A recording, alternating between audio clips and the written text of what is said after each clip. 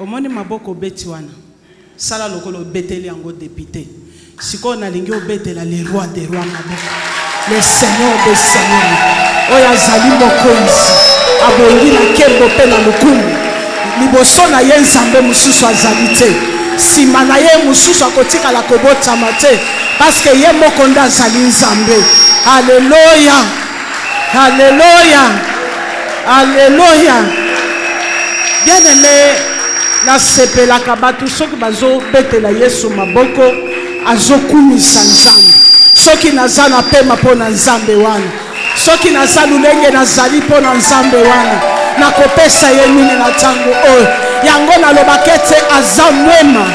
Eko Mungu mkuu wa kabisa. Anastahili kunyanyuliwa na kutukuzwa kabisa. Mbele yako Mungu mwingine asipatikane Yesu. Nyuma yako hakuna mwingine anafananishwa na wewe mfalme. Unakuwa kimbilio na tegemeo langu. Uko mwamba wa uzima. Yesu wafako kabisa magharibi ya leo.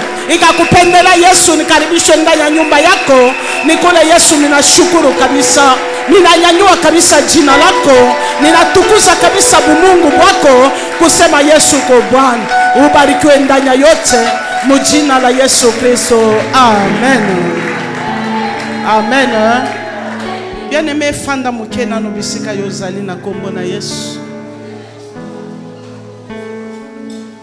Na yambo ya nyoso nazopesa nani nzambe merci. Soki bulamu na nzambe te nde tokutani te.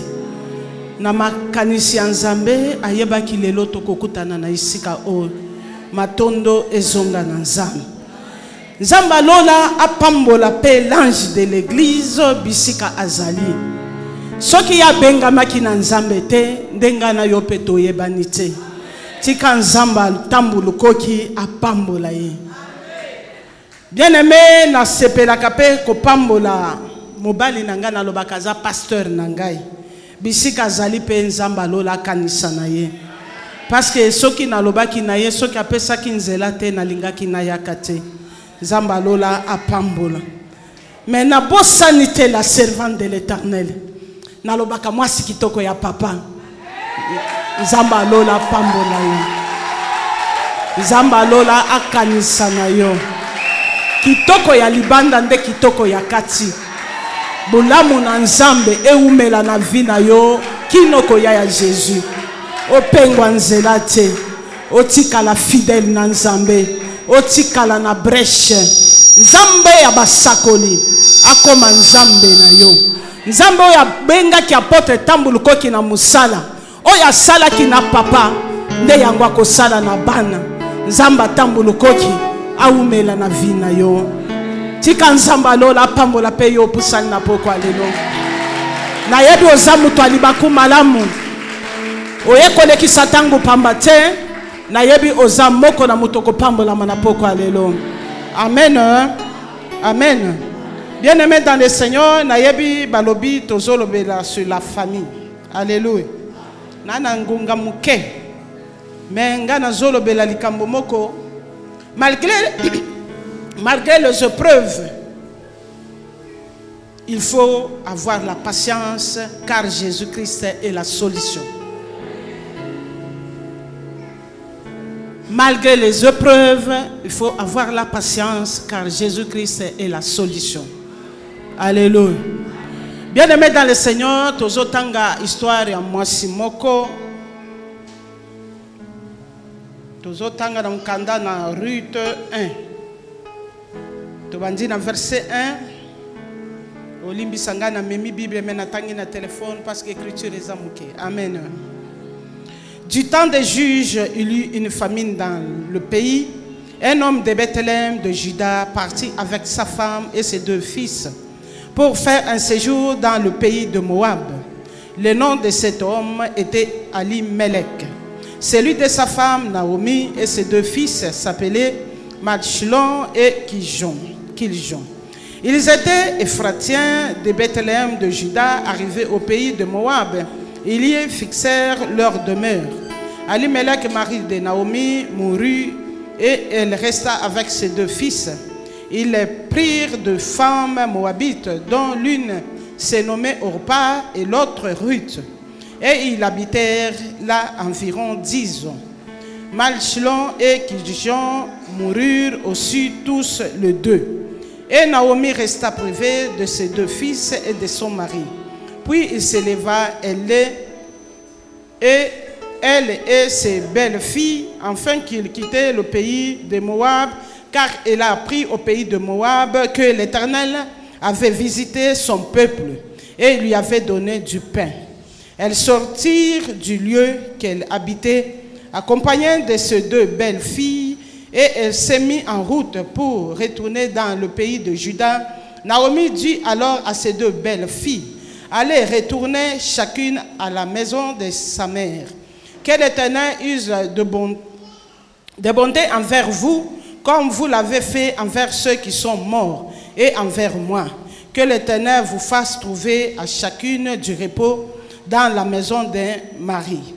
Et elle le baisa, elles élevèrent la voix et pleurèrent. Et elles lui dirent: non, nous n'irons avec toi vers ton peuple. Naomi dit: retournez, mes filles, pourquoi viendrez-vous avec moi?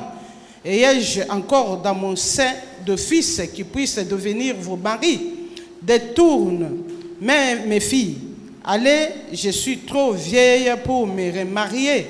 Et quand je dirai, j'ai de l'espérance qu'en cette nuit même, je serai avec un mari et que j'enfanterai 2 fils, entendriez-vous pour cela qu'il eût grandi? Refuseriez-vous pour cela de vous marier? Non, mes filles, car à cause de vous, je suis dans une grande affliction de ce que la main de l'Éternel s'est entendue contre moi. Et elles élevèrent la voix et pleurèrent. Encore Orpa baisa sa belle-mère, mais Ruth s'attacha à elle. Naomi dit à Ruth: voici ta belle-sœur est retournée vers son peuple et vers ses dieux, retourne comme ta belle-sœur. Ruth répondit: ne me presse pas de te laisser, de retourner loin de toi. Où tu iras, j'irai. Où tu demeureras, je demeurerai. Ton peuple sera mon peuple et ton Dieu sera mon Dieu. Amen.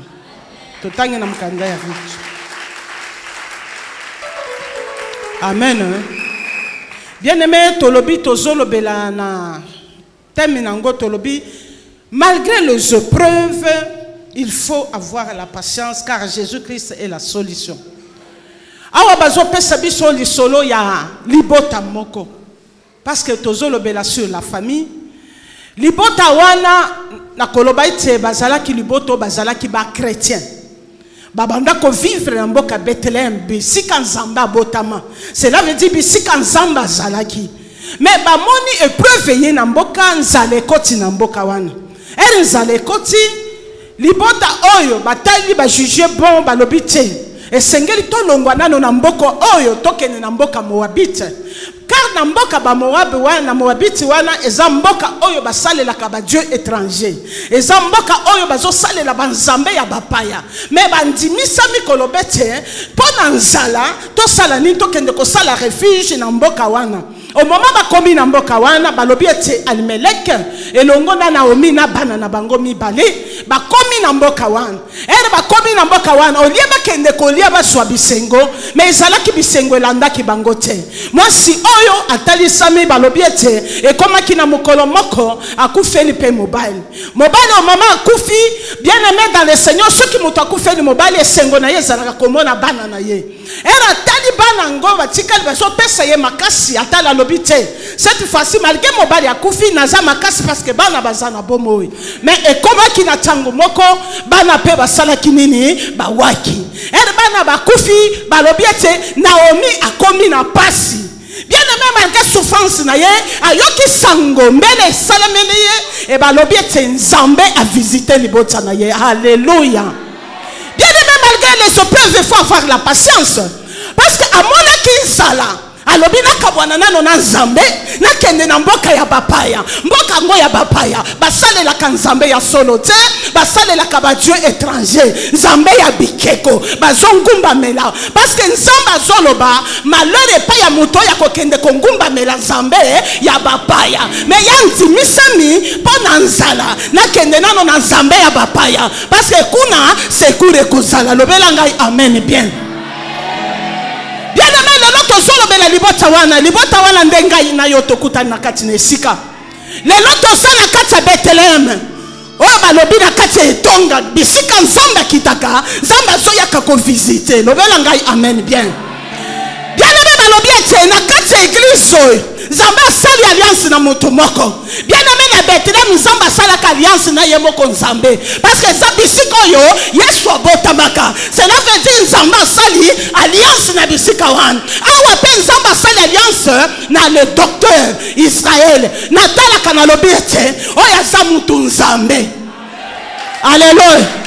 Peut-être yo samona na kati ya église oyebi papa na yo malamu te mais ngana so présenter yo papa na yo na pokwa lelo kolobete kotala ya kaye lulenge otala kaye te mais tala ye lokola mutu nzambe parce que soki ozotala ye lokola mutu nzambe ndako vivre lipamboli ya isika oyo alléluia. Bien-aimé balobi Naomi kolele sali ye aleli atikali na banini na babokilo na ye na kati ya babokilo na lobaka ete ezalaki na bokilo moko azalaki na bososoli mais bokilo mosusu azalaki bokilo ya zoba alléluia parce que malgré bazalaki na mboka Moab mais ayebaki na ndako oyo bakambo babandako vivre ezalaki différent na ya bango alléluia lobela ngai amen bien nalingaka tosala ensemble ngai na yo biso nyonso tozomipesa makasi lobela ngai amen bien bien-aimé balobi ete Naomi akomi koyoka yoki sango balobi nzambe visiter libota Naomi alobi te nasala nini nazongela kaka nzambe parce que nzambe visiter mboka na ngai nakende kuna mais elle azozonga kuna azozonga na échec azozonga na ba déception azozonga na kolela parce que baoya salaka na bango akuti ba progresser lobela ngai amen bien eza lokola yo ndengo ye awa soki ozozonga kasima bien-aimé bato oyo salaka na bango kokuta bango lulenge moko te alléluia. Bien-aimé balobi Naomi akobi kozonga lobi na ba belle fille na ye kolobete botikala na bino parce que lelo nakoki kozwa mobali pona bota bana te alléluia kende mutu na mutu abala mais yoka orpa lokola mokili azana makila ya réclamation azana makilo esi etonga na banzambe ya bapaya atali bientôt mais na sala nini nazongela na ngai nzambe ndako atata na ngai nazongela banzambe ya papa na ngai mais na Rita tali alobi te na fanda na belle-mère natali peut-être ba caractère na ye natali peut-être ba qualité na ye natali peut-être na oyo ya bango ya ba parents na ngai ça différent alobi ko presser ngai na tika yote esengeli na sala nini na s'attacher na yo bisika yo kozala nde bisika ngai pe na kozala nzambe oyo ko sambela kanda ko manani nzambela ngai lobela ngai amen bien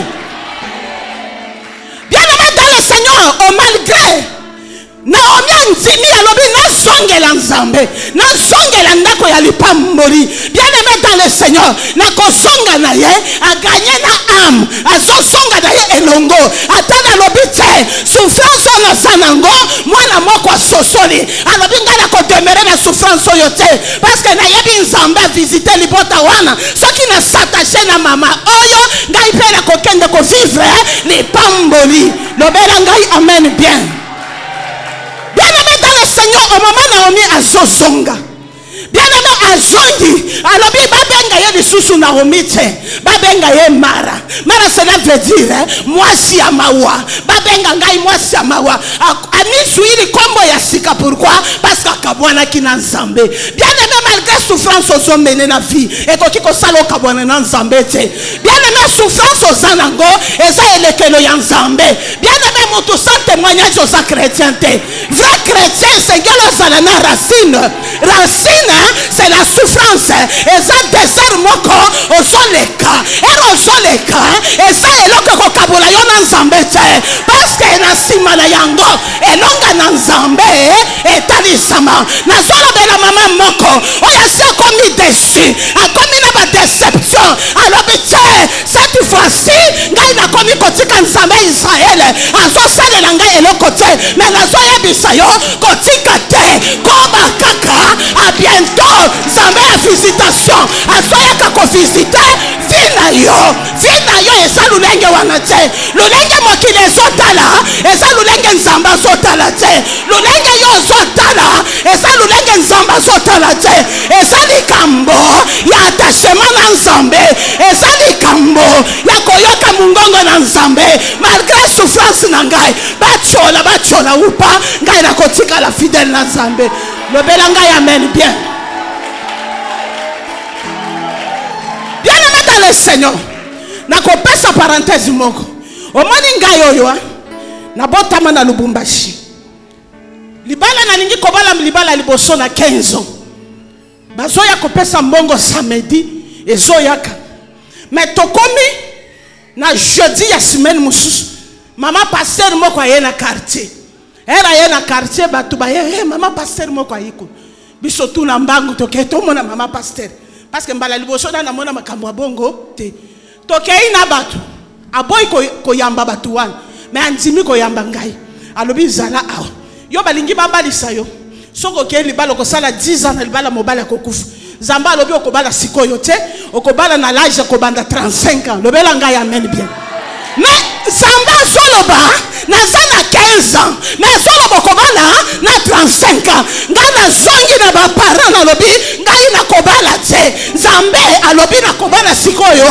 te lokola na kobala sikoyo te muto abalisa ngai te nazalaka chrétien te alléluia na ntimisa mika mukolo wana na koti pe makolo mibale na bunzambe na lobi Seigneur lokola na yebi na yoki mungongo na kotika na kotambola bundumba te na kosala mubulu na vi na ngai te kino na kobala na kotika na fidèle na yo na dala nzala na tambola bolombo etali ngai te lobela ngai amen bien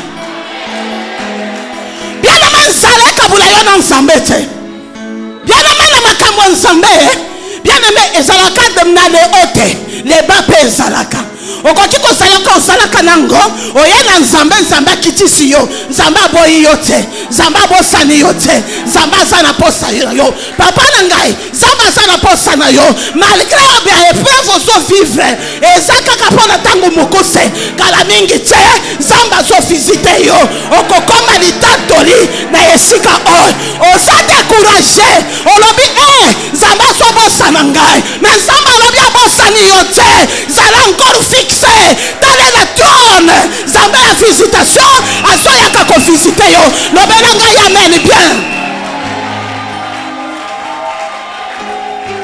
bien-aimé natikali de 15 ans nafandi natikali koluka nzambe nakomi na 16 ans nzambe asali nga ngulu nakomi kosakola depuis na bandako 16 ans kino lelo mama na ngai yebi dépense na ngai te papa na ngai yebi dépense na ngai te parce que nzambe azwa ngai en charge parce que atali na sui décision na kodecevoir yo te soki yo koyoka soni yoka na yo soni mais ngai na koyokisa yo soni te bien-aimé dans le Seigneur soki ezali moto moko akomi découragé nazoyebisa yo kozala découragé te kangama kaka nzambe azo rendez-vous kala mingi te akoya kovisite yo bundumba efutaka te eza nzambe ya bapaya lokuta efutaka te eza badio étranger esengeli na kati ya famille tokabwana na nzambe ya bapaya mpona ntina tokangama na le Dieu créateur nzambe ya Israeli isambo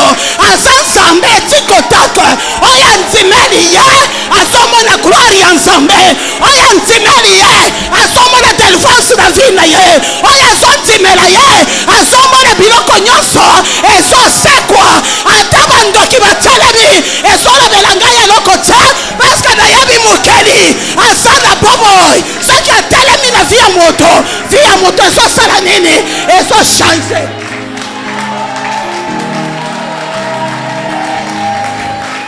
Alléluia. Bien-aimé bakanye rite atala lobi te mwasi oyo lokola komi na échec lokola komi na déception na ye akomi kochange na kombo mais ngai esengeli akoma makasi na ye ngai na kosatache na ye akoma yanga mama. Alléluia. eloko esepelisaka ngai na rute alobi bisika yo kozala nde bisika ngai mpe nakozala.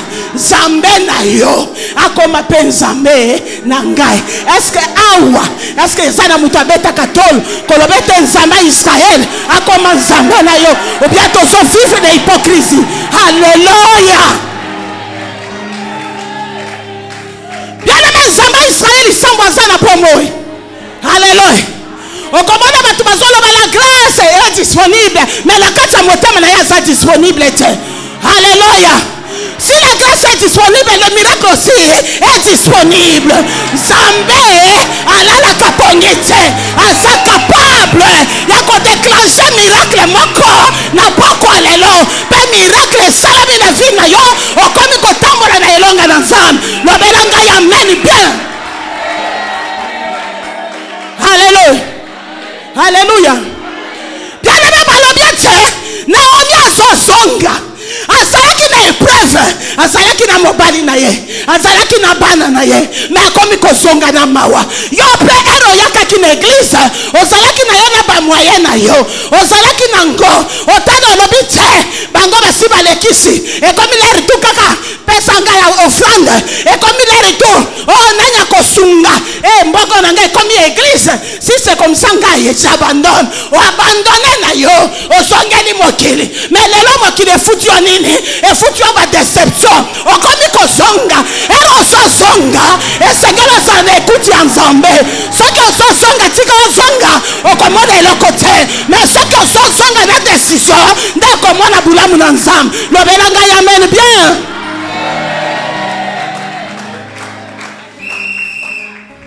Nzambe aza au rendez-vous na pokwa lelo. Azoluka batu baso dispose mitema.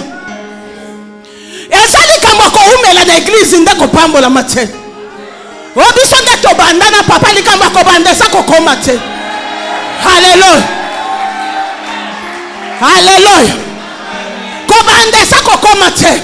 Baoba banda nde ba memaka désordre. Hallelujah. Bien-aimé, attends yelelo. Ezali kama décision na yo na Nzambe. Parce que Nzambe visite ki Bethlehem, aponaki kandako ya batu akala te. Aponaki ata baye babotama lelo, baliaki pe lipamboli wana. Yo pe oyelelo, oza na droit ya bénédiction. Bénédiction wana esimba yo po famille na yo ekoma famille ya esengo. Eza la famille ya mawate, eza la famille ya succès, eza la famille ya élévation, eza la famille oh batu basa na bonne santé, batu baso prospérer. Oh famille oh tika libota na yo, yo sala litatori. Lobela ngai amen bien. Hallelujah. Bien-aimé na mboka wana ba mususu bacholaki pe Naomi. Balobaki pona Naomi esiri. Parce que batutu basi bakufi. Mais babosana kete. Bisika pe makanisi ya muto ezosuka. Nzambe atelemisaka lipamboli. Nde Nzambe atelemisaki lipamboli pene ya Naomi. Nde ezalaki Rito. Parce que Rito ezalaki Moabite. Mais aboyi banzambe ba papa na ye. Alobi banzambe ba papa na ngai. Bazana eloko mutu ya bakopesa ngai te. Esengeli na s'attacher na mwasi oyo. Parce que libota na ye bazana Nzambe le créateur. Soki na s'attacher na komona gloire ya Nzambe. Parce que azalaki na décision. Bien-aimé dans le Seigneur. Soki ozoyaka na kati ya ndako Nzambe, bien-aimé kozalaka na camarade te. Kozalaka na impire te. Bapiri bakoma impire.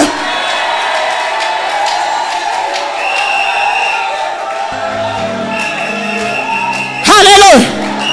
Lobela ngai amen bien. Bien-aimé pire azalaka te. Tomona bapiri ba remplacer bapiri na mabala. Alléluia. Onde piri ngai na yebisaka ye mabomba ni. Mais azui mabomba ni ayebisi mobali na yo baboyo na libala. Mais nazo yebisa yo soki ye na église awa kozala na piri te. Piri na yo sala Jésus Christ de Nazareth. Soki Yesu aza piri yo akosala yo bulamu. Soki Yesu aza piri yo okomona nkembo na Nzambe. Soki Yesu aza piri yo okomona gloire na Nzambe. Yesu asala fondation ya libota na yo. Jésus Christ asala fondation ya vie na yo. Vie na yo malgré la souffrance koboya Nzambe te. Na vie na yo malgré ba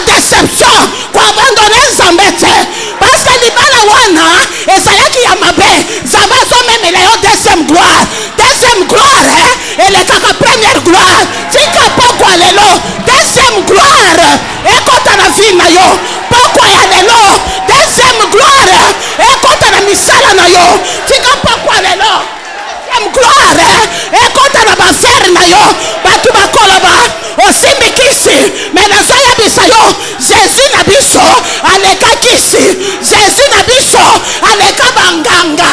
Jésus na biso. Aleka bamarabu. Parce que Yesu, c'est un Dieu suprême. Ce qu'elle a bien akata likambo. Akata kango busolo. Akata kango na profite. Tika pokwa lelo. Yesu akota bisika nyonso. Basala injustice ya vie na yo. Akota yango. Amenele yo solution. Lobelanga ya meni bien.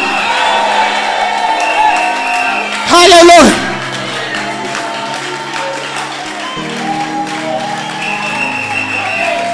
Glory to my God. Oh, Jesus, who sana family gets salago shirai. Nzamba kitine esika oyo. Na moni na quartier yo. Na butu ya lelo batu basala makita. Pala tina l'église. Mais nzamba lo la zoloba. Okomona ndenge nzamba ko banda ko kwa isabatu. Na kati ya quartier oyo. Bazoloba le contraire. L'église. Nzamba lo la lobi asi atelemina esika oyo. Oya kotele melaye ya pa kotele melaye. Lobelanga ya men bien.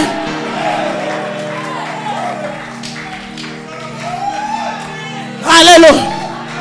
Lobelanga ya men bien. Bien aimé, attends ça na épreuve. Kolobela kanga ite, ngana boya kabiloko wana. Oya bisanga omoni mama. Pona nzala yango na kweisami. Wana oza muto amobulu depuis kala. Nzala koki kolobete okoya na bundumba te.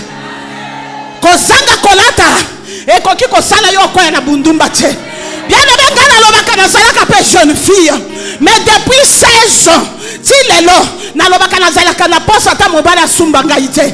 Parce que nzambe na salelaka, asalelaka pe ngai. Alléluia. Lobela ngai amen bien. Na zalaka contre ba sœur. O ba lobaka ngana vivre kaka na cop. Mais vivre pour Jésus. Alléluia. Ce qu'on a salé dans Nzambe, on est fidèle. Nzambe pas fidèle dans ma kamona yo. Alléluia. O mana ser mususo kriti esili, papa yefutanga transport. Mama yefuta azape sur ce ka Congo la akokisi zando. Wana ya fokop. Fokop. Kopa malamu zala na Jésus. Parce que Jésus, ce qui a continué la famille na yo. Famille est comme stable. Lelo, ceux qui moi si on a perdu bana parce que basala ka l'écoute ensemble te. Ba moni kaka nsaleleki, bana basalini bakwei. Lelo ba chrétien ebele, basambela kana bana te. Bana basaba païen, bango papa na mama basaba chrétien. Parce que basana nini? Basana autorité likolo ya bana te. Basana incapacité ya kolobela bana na bango Jésus. Bien aimé pokwa lelo, banda ko yebisa bana na yo, loba yete moninga malamu nde Jésus Christ. Camarade koboya yo. Kala mingi te bakope bako abandonner yo. Mabana ngo bakutana na nzela bako pansana kana rond-point. Mais yaka na Jésus. Nzamba isambo aza au rendez-vous. Abali sakatala te. Atombola katala te. Bien aimé, asala ka muto azala. Alléluia. Alléluia. Alléluia. Le belanga ya mène bien.